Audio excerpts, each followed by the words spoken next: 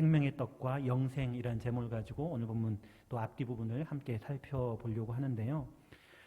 오늘 함께 읽은 본문은 이 오병이어의 표적과 또 예수께서 바다 위로 걸어서 배에 오르신 사건에 이어지는 내용이 오늘 본문입니다. 한번 성경책 펼치셨으니까 한번 한 장을 살짝 넘기셔가지고 6장 앞부분부터 한번 눈으로 살짝 빠르게 읽어보시면 좋을 것 같습니다. 네, 오병이어의 표적 1절부터 15절까지 오병이어의 표적을 보여주고 있고요. 그 다음 이어서 16절부터 저물매부터 해서 21절까지 바다 위로 걸어오신 사건을 기록하고 있습니다.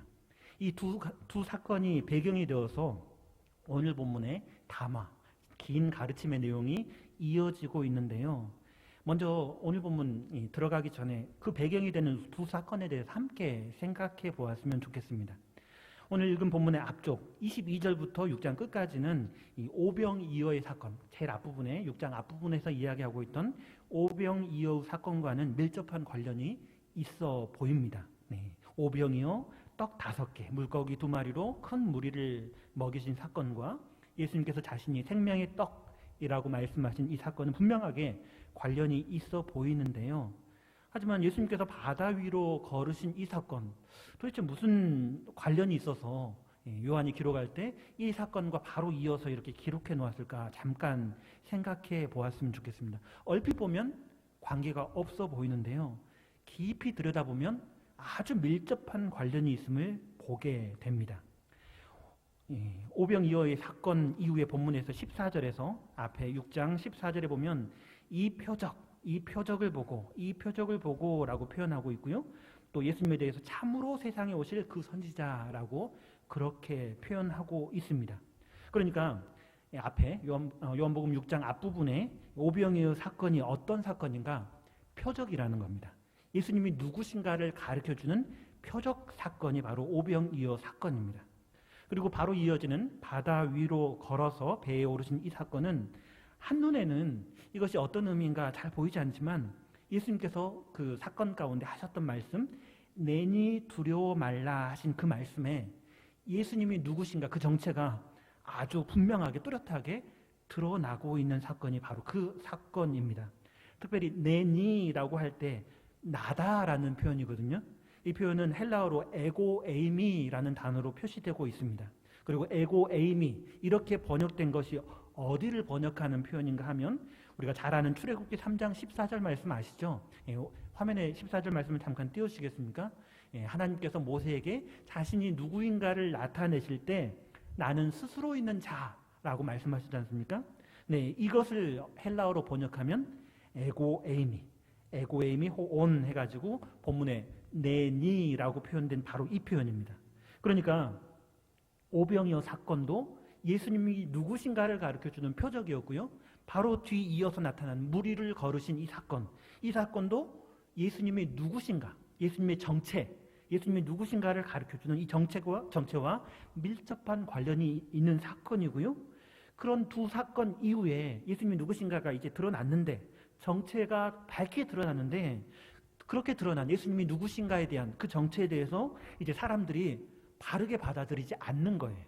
오해하는 겁니다.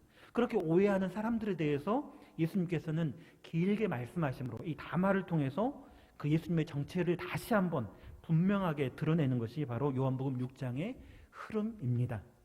먼저 본문의 구절을 살펴보면 6장 1절부터 21절까지 두 사건이 나타나고요. 이것이 바로 배경이 되어서 22절부터 25절까지 사람들이 예수님을 찾는 사건이 기록되고 있습니다. 여기에는 이 배경이 되는 사건 가운데 예수님께서 바다 위를 걸으신 이 사건을 모르기 때문에 예수님 여기 계셨는데 어디 가셨지? 이리저리 찾는 모습이 드러나게 됩니다. 그리고 그렇게 예수님을 찾는 무리에게 이제 26절부터 40절까지 예수님이 자신이 누구인가, 자신이 곧 하늘에서 내려온 떡이라고 그렇게 말씀하시고요. 또 계속해서 저만 보지 마시고 성경 말씀에 도대체 어떤 부분을 지적하고 있는지 한번 보십시오. 그리고 41절부터 42절까지는 유대인들이 수군거리기 시작합니다. 예수님은 아니야. 예수님의 정체에 대해서 부정하는 그런 표현으로 수군거립니다. 그런 그들에게 예수님께서 대답하시는 부분이 43절부터 51절까지고요. 거기에서 다시 한번 예수님께서는 내가 누구인가? 내가 곧 생명의 떡이다 라고 다시 말씀하시죠. 그 말씀에 다시 52절에 보시면 유대인들이 또 다툽니다.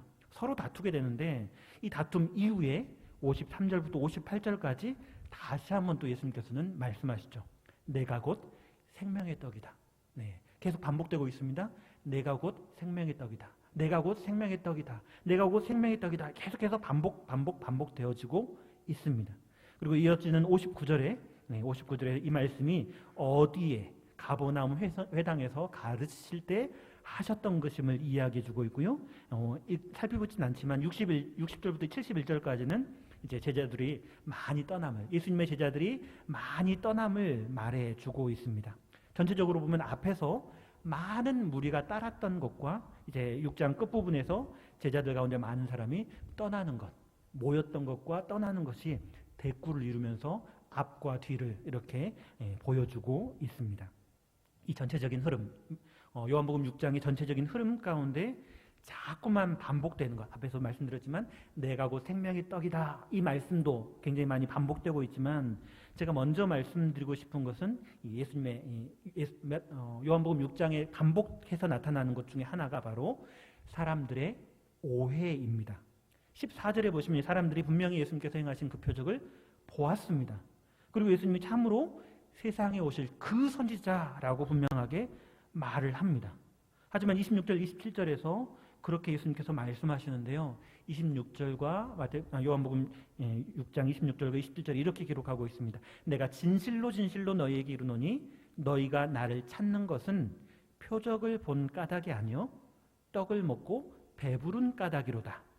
썩을 양식을 위하여 일하지 말고 영생하도록 있는 양식을 위하여 하라. 이 양식은 인자가 너희에게 주리니 인자는 하나님 아버지께서 인치신 자니라 라고 예수님께서는 그렇게 말씀하시죠. 분명히 이 사람들, 이 본문의 배경이 되는 그 무리들, 이 사람들은 분명히 예수님께서 보여주신 그 표적을 보았습니다. 우리는 성경 말씀을 통해서 읽고 있는데 이 본문에 나타난 그들은 분명히 보았습니다. 그 놀라운 사실을 보았습니다.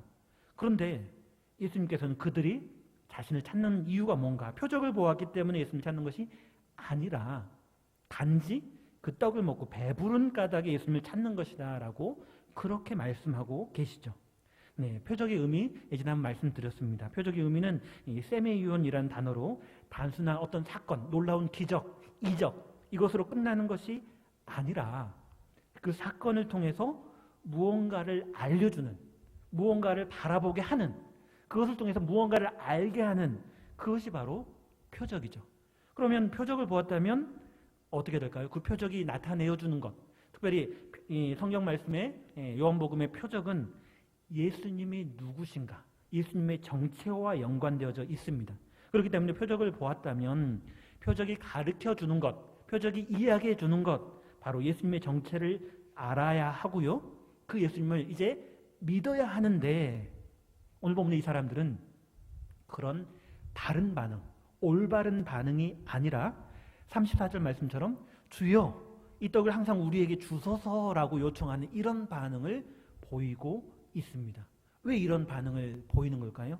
사람들의 오해에서 기인한 잘못된 반응이 바로 이 반응이라는 것입니다. 또 41절과 42절에는 또 어떻게 반응하고 있습니까? 예수님을 누구라고 이야기합니까? 41절과 42절 말씀을 눈으로 한번 살짝 한번 봐보십시오.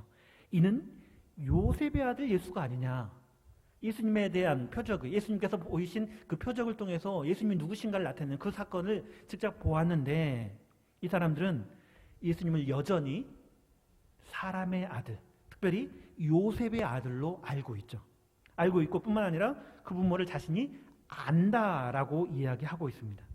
그런 자신의 이해, 자기들이 가지고 있는 그 생각, 이것이 무엇을 맡고 있는가 하면 예수님의 진짜 정체, 예수님의 참 정체, 곧 하늘에서 내려오신 예수님, 하늘 양식 예수님에 대한 그 말씀에, 예수님께서 직접 가르치신 그 말씀에 대해서 다르게 이해하지 못하게 하는 선입견이 다른 이해를 꽉 틀어 막고 있는 모습이 오늘 본문에 나타나는 그런 모습입니다.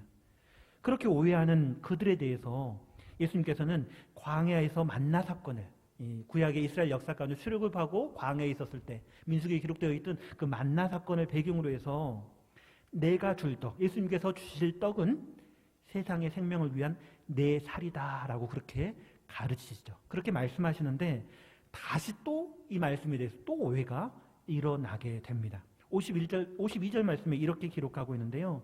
그러므로 유대인들이 서로 다투어 이르되 이 사람이 어찌 능히 자기 살을 우리에게 주어 먹게 하겠느냐라고 다투고 있습니다. 여전히 예수님께서 말씀하신 살은 그게 아닌데 사람 몸에 있는 살, 붙어있는 살, 그것을 떼가지고 먹게 한다, 이렇게 오해하고 있는 이 사람들의 모습을 본문은 그대로 보여주고 있습니다. 그렇게 오해하고요, 그렇게 잘못 반응하고요, 심지어 서로 다투기까지 하는 사람들에게 예수님은 계속해서 다시 반복해서 또 반복해서 가르치시는데요. 그것이 무엇인가 하면 앞에서 말씀드렸다시피 내가 곧 생명의 떡이니라. 48절 말씀에 그렇게 말씀하십니다. 내가 곧 생명의 떡이니라. 내가 곧 생명의 떡이니라.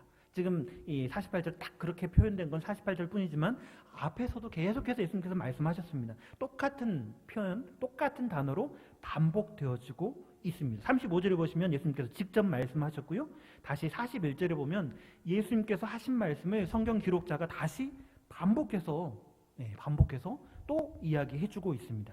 이제 또 다시 48절에서 또 말씀하고 계시죠. 내가 곧 생명의 떡이다. 내가 곧 생명의 떡이니라 이렇게 말씀하신 이 말씀은 앞에 27절 말씀에 보시면 그렇게 말씀하셨습니다. 썩을 양식을 위하여 일하지 말고 영생하도록 있는 양식을 위하여 하라라고 하셨던 27절의 그 가르침, 그 명령에 이어지는 말씀입니다. 무슨 말인가요? 예수님께서는 하나님께서 보내신 일을 믿는 것이 하나님의 일이다라고 말씀하셨고요. 다시 35절에 보시면 자신이 곧 생명의 떡이다라고 말씀하셨고, 또 이어지는 말씀에서 내게 오는 자는 결코 줄이지 아니할 것이요 나를 믿는 자는 영원히 목마르지 아니하리라, 그렇게 예수님께서는 가르치셨습니다. 사람이 이 떡을 먹으면 영생하리라. 내가 줄 떡은 곧 세상의 생명을 위한 내 살이니라. 예수님께서는 계속해서 자신이 곧 생명의 떡이니라 말씀하셨는데, 그 말씀에 대해서 오해하는 유대인들에게 다시 한번 예수님께서는 가르쳐 주시죠. 내 살을 먹고 내 피를 마시는 자는 내 안에 거하고 나도 그의 안에 거한다라고 그렇게 말씀하십니다. 그러니까 예수님께서 계속해서 내 살을 먹고 내가 곧 생명의 떡이다라는 그 말씀과 함께 여러 가지 표현들로 이야기하신 것은 무엇인가? 곧 바로 하나님께서 보내신 이 곧 예수님을 믿는다라는 표현을 가지고, 믿는다라는 이 아주 쉬운 단어, 단순한 단어를 내게 온다, 이 떡을 먹는다, 내 살을 먹고 내 피를 마신다, 이렇게 다양한 표현들로, 그러니까 한 가지 예수님 믿는 것이 무엇인가를 이렇게 다양한 표현으로 이야기를 해주신 것입니다. 바로 이해하지 못하고 오해하는 그들에 대해서 이렇게 다양한 표현으로 이야기하고 계시는데요. 오해하지 말도록 이렇게 다양한 방면에서 어떤 물건에 대해서도 한쪽 면만 보는 게 아니라 다양한 것을 본다면 정확한 그 모양을 볼 수 있지 않습니까? 그렇게 예수님께서는 다양한 표현으로 예수님이 누구신가, 그 정체에 대해서 이야기를 하셨고요. 또 믿으라는 표현을 그렇게 다양하게 이야기하셨는데요. 여기서 내 살을 먹고 내 피를 마신다라는 표현, 구약의 희생 제사의 모습을 담고 있는 표현입니다. 오늘 본문의 배경이 되는 절기가 무엇인가 하면 6장 4절에 보시면 유대인의 명절인 유월절이 가까운지라 라고 기록하고 있습니다. 6월절의 배경이 된다. 6월절 하면 또 생각나는 것이 있죠. 구약의 역사 가운데 6월절 어린 양, 6월절의 가장 핵심적인 6월절 양을 잡고 도살하고 그 피를 임방과 설주에 바르는 그 사건을 잘 기억할 수가 있습니다. 6월절에 제물이 되는 것, 6월절의 어린 양. 이미 요한복음 1장에서 세례 요한의 증언 가운데 예수님이 누구신가 세례 요한이 증거해 주었습니다.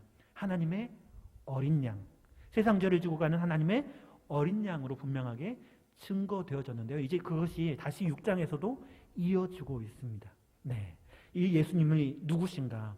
예수님은 세상 죄를 지고 가는 하나님의 어린 양이신데, 이 예수님을 믿는 것이 다른 표현으로 곧 예수님의 살을 먹고 예수님의 피를 마시는 것, 그 의미와도 이어지고 있다라는 거죠. 또 47절에 보시면 믿는 자는 영생을 가졌다. 이 표현이 있고요. 다시 54절과 58절에 보시면 예수님의 살을 먹고 예수님의 피를 마시는 자는 영생을 가졌다. 네, 영생을 가졌다라는 말이 피벗이 돼가지고 기준이 돼가지고 예수님 믿는 것, 또 예수님의 살을 먹고 피를 마시는 것, 이것과 동시에 연결되고 있습니다. 그러면 무슨 말인가요? 예수님의 살을 먹고 예수님의 피를 마시는 것이 믿는 것이다. 예수님을 바로 알고 바로 믿는 것이다. 이 의미와도 이어서 볼 수가 있는 거죠. 이 떡을 먹는 자는 영원히 살리라. 이 떡을 먹는 자는 영원히 살리라. 이 말씀을 통해서도 분명하게 그 의미를 알 수가 있다라는 사실입니다. 여기서 우리 성도님들께 한번 여쭙고 싶습니다. 아주 쉬운 단어죠. 믿는다, 믿는다, 믿는다. 예수님께서 지금 이 말씀을 가르치실 때 예수님께서 가르친 그 말씀을 들었던 무리들에게 예수님께서 믿는다라고 표현하셨을 때 그 믿음, 그리고 사도 요한이 이 성경을 기록하면서 지금 독자들에게 전달하고자 하는 예수님께서 말씀하신 그 믿음, 예수님께서 의도하신 믿음, 내가 생각하는 믿음이 아니라 사람들이 일반적으로 생각하는 그런 믿음이 아니라 예수님께서 말씀하고자 하시고 또 사도 요한이 전하고자 하는 그 믿음, 그 믿음이 어떤 뜻일까? 어떤 뜻일까요? 여러 가지 대답들이, 여러 가지 생각들이 있으실 텐데요. 오늘 본문의 시작에서도 썩을 양식을 위하여 일하지 말고 영생하도록 있는 양식을 위하여 하라라고 말씀하셨고요. 또 57절에 보시면 내가 아버지로 말미암아 사는 것 같이 나를 먹는 그 사람도 나로 말미암아 살리라. 57절에 그렇게 말씀하셨습니다. 다시 말하자면 목적이 무엇인가? 무엇을 위해서 살아가는가? 그리고 왜 그렇게 살아가는가? 목적과 이유가 바로 예수님이 되시는 삶. 그것이 바로 믿음. 그냥 내 생각으로 그거에 맞는 것 같아. 그게 믿는 것이 아니라 목적과 이유가 분명한, 어떤 목적과 어떤 이유인가요? 바로 예수님이 목적이 되고 예수님이 이유가 되는 삶. 오늘 요한복음 6장에서 말하고 있는 믿음은, 예수님께서 이 본문의 말씀을 통해서, 이 가르침을 통해서 이야기하고 있는 믿음은 바로 그것입니다. 이 목적과 이유뿐만 아니라 살아가는 삶 속에 관계도 중요한데요. 그냥 내가 가지는 그 생각, 그 목적, 예수님이 목적이 되고 예수님이 이유가 되는 그런 삶뿐만 아니라 또 한 가지 더 붙어 있는 것이 있는데 56절에 이렇게 말씀하십니다.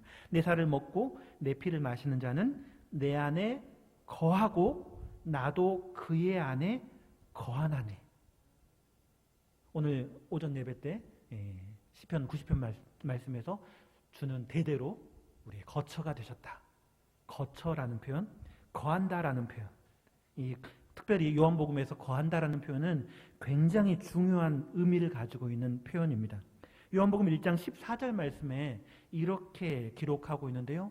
말씀이 육신이 되어 우리 가운데 거하심에 우리가 그의 영광을 보니 아버지의 독생자의 영광이요 은혜와 진리가 충만하더라라고 기록하고 있는데, 여기 거하심에 이 거한다라는 말 원어로 보면 장막을 친다라는 그런 의미입니다. 여기 요한복음 1장 14절뿐만 아니라 요한복음 1장 39절, 또 오늘 본문 56절, 또 8장 35절, 14장 7절, 15장 9절 등 이렇게 거한다라는 동사가 요한복음에 굉장히 자주 사용되어지고 있는데요. 이 동사가 어떤 의미인가? 어떻게 사용되어지는가? 예수님과 제자들과의 관계를 설명하는 표현으로 이 거한다라는 단어가 사용되어지고 있습니다. 다시 말씀드리자면 잠깐 있다가 떠나는, 잠깐 머무르다가 떠나는 이런 의미가 아니라 어쩌다 한번 머무르는 것이 아니라 지속적인 의미를 담고 있는 것이 바로 거한다라는 겁니다. 잠깐 있다 가려면 장막을 왜 치겠습니까? 장막을 치고 오랫동안 함께 있으려고 장막을 치는 거죠. 집에 우리가 1박 2일 여행을 간다고 할 때 텐트를 치지 않습니까? 텐트를 왜 칩니까? 잠깐 하루 갔다가 하룻밤 자지도 않고 그냥 바로 올 거면 텐트 필요 없습니다. 그냥 차 안에서 잠깐 쉬다가 또는 가까운 카페에 가서 아니면 어떤 음식점에 가서 먹고 마시고 끝나죠.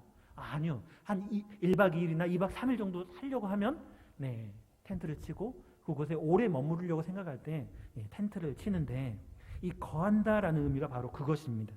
잠깐 머무르고 가는 것이 아니라 예수님을 믿고 깊이 알아가는, 제자들과 스승과의 관계, 깊이 알아가는 인격적인 관계, 지속적인 관계를 의미하는 것이 바로 이 거한다라는 표현입니다.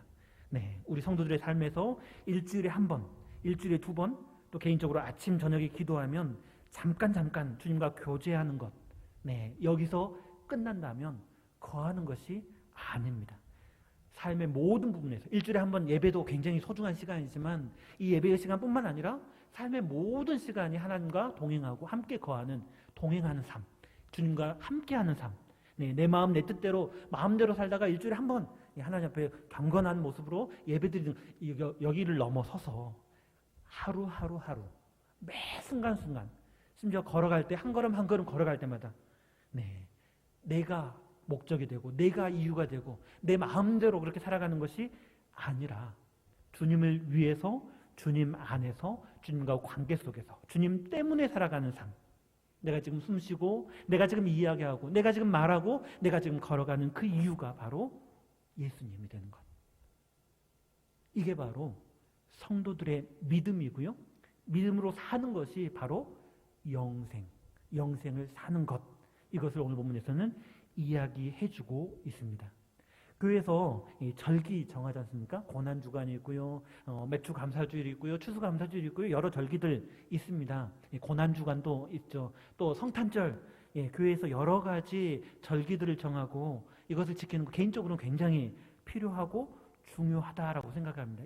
예루살렘 입성을 기념하는 종려주일이라던가, 고난주간, 부활주간, 예수님의 탄생을 기념하는 성탄절 다 중요하지만 잠깐 이런 생각도 되어집니다.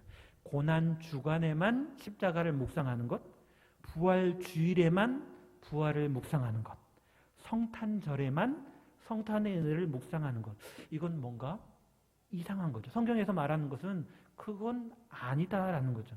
네, 어떤 시간적 패턴을 따라서 기계적이고 규칙적으로 어떤 종교 생활을 하는 사람이 믿음의 사람, 이게 아니라 매 순간순간 복음을 기억하고 예수 그리스도를 십자가에 내어주시기까지 사랑하신 아버지 하나님의 사랑 안에서 어떤 특별한 절기가 아니라 평소에도 날마다 매 순간순간마다 그것을 기억하고 그 사건 안에서 그 사건과 관계되어서 살아가는 삶이 바로 신앙인, 특별히 오늘 요한복음 6장에서 우리에게 말해주고 있는 영생이 무엇인가, 믿음이 무엇인가, 바로 그것을 우리에게 이야기해주고 있다라는 사실입니다. 집에서 잠을 자고요, 생활하는 것처럼 집에서 잠을 자고 직장에 나가서 일을 하고 그렇게 왔다 갔다 하면서 생활하는 것처럼 우리가 생활할 때 주님 안에서 생활하고요, 또 아침, 점심, 저녁 식사를 먹을 때 그 영양분으로 살아가는 것처럼 생명의 근원이 되신 예수 그리스도로 호흡하고 그 생명을 누리며 살아가는 사람이 바로 성경이 말하는 영생을 살아가는 삶이죠.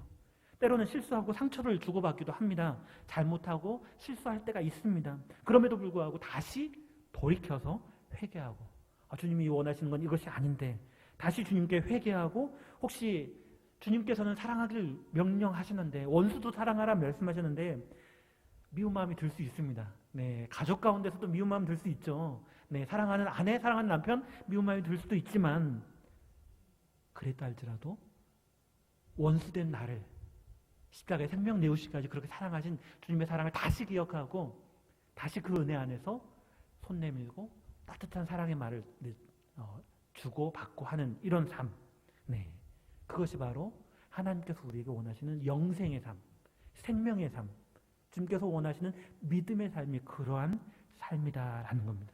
우리 성도님들은 어떠십니까?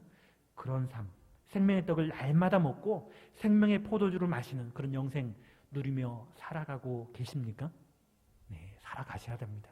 네, 잘 안 되더라도 다시 한번 붙잡고, 주님께서 우리를 위해서 장막을 치셨는데, 우리가 계속 함께하기 위해서, 거하시기 위해서 그렇게 이 땅에 장막을 치셨는데, 이 땅에 오셨는데 당연히 그렇게 살아가야 하죠.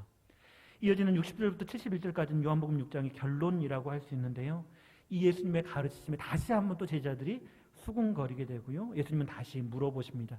너희 중에 믿지 아니하는 자들이 있느니라 라고 말씀하시면서 본문은 예수님께서 믿지 아니하는 자들이 누구인지, 또 자기를 팔자, 가룟 유다를 가리키는 표현이죠.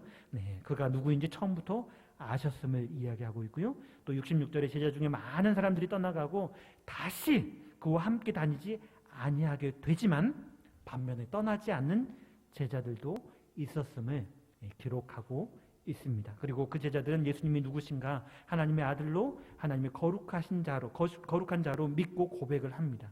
하지만 그 속에 여전히 예수님을 넘겨줄 가룟 유다가 있었고요. 예수님을 알고 계시죠. 그리고 이 가운데 66절 말씀의 끝부분에서 예수님께서는 그렇게 물어보십니다. 67절 뒷부분에 12제자에게 너희도 가려느냐라고 물어보시죠. 네, 너희도 가려느냐.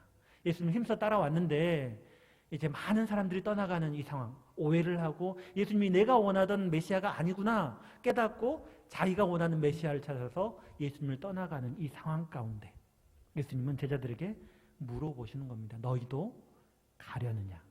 지금 이 요한복음을 읽고 있는, 가장 처음 기록되었을 때 요한복음을 읽을 그 첫 번째 독자들에게도 이런 갈등들이 있었습니다.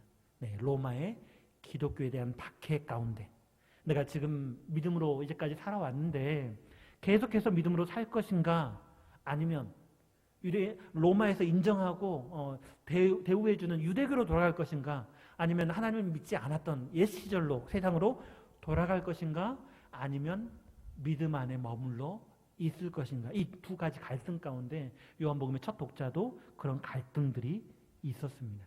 또한 오늘날 이 요한복음을 읽는 우리의 삶 가운데서도 순간순간 이런 갈등이 있을 수 있습니다. 믿음으로 살 것인가, 힘들고 괴롭다 할지라도 정말 내가 믿음으로 살아야 할 것인가, 아니면 포기하고 그냥 예전에 내가 살았던 잘못된 방식대로, 믿음이 아닌 그냥 세상적인 방식대로 그렇게 살 것인가, 이쪽으로 살 것인가 저쪽으로 살 것인가, 그런 선택의 갈등에 있을 때가 오늘날을 살아가는 그리스도인들에게도 종종 있습니다. 하지만 그럼에도 불구하고 주님은 분명하게 말씀하시죠. 내가 곧 생명의 떡이라. 6장 48절 말씀에 내가 곧 생명의 떡이라 라고 분명하게 말씀하십니다. 이 말씀이 우리 선택의 기준이 되어야 할 것입니다. 내가 곧 생명의 떡이라 라고 예수님께서 말씀하셨는데, 이 생명의 떡을 먹고 마시는 믿음의 삶을 살아갈 것인가, 아니면 수많은 무리들이 떠나갔을 때 제자들에게 너희도 가려느냐라고 물으셨는데 떠나갈 것인가, 믿음 안에 머무를 것인가, 믿음의 길을 행할 것인가, 아니면 세상적인 생각 그 가운데 머물러 있을 것인가. 그 예수님이, 생명의 떡 되신 예수님이 우리의 삶의 목적과 이유가 되고 삶의 모든 순간에, 어쩌다 한번 그뿐만 아니라 우리 삶의 모든 순간에 주님과의 교제 가운데 날마다 주님 앞에 찬송드리는 믿음의 삶을 살아가시기를, 교회의 특별한 절기가 아니라 할지라도 생명의 떡이 되신 우리 주님. 네, 떡은 언제 먹습니까? 명절에만 먹나요? 아니요. 이스라엘의 생명의 떡이라고 할 때 빵입니다. 날마다 먹는, 하루에 한 끼, 두 끼, 세 끼 날마다 먹는 주식입니다. 네, 특별한 절기가 아니라 생명의 떡 대신, 네, 우리나라 말로 번역한다면 생명의 밥이 되신, 우리 날마다 일용할 양식이 되어주시는 우리 주님을 기억하고 매 순간순간마다, 어쩌다 한 번이 아니라 매 순간순간마다 우리 주님을 기억하고 주님과의 관계 속에서 그렇게 살아내시는 우리 풍암주님께 성도님 되시기를 간절히 축원드립니다.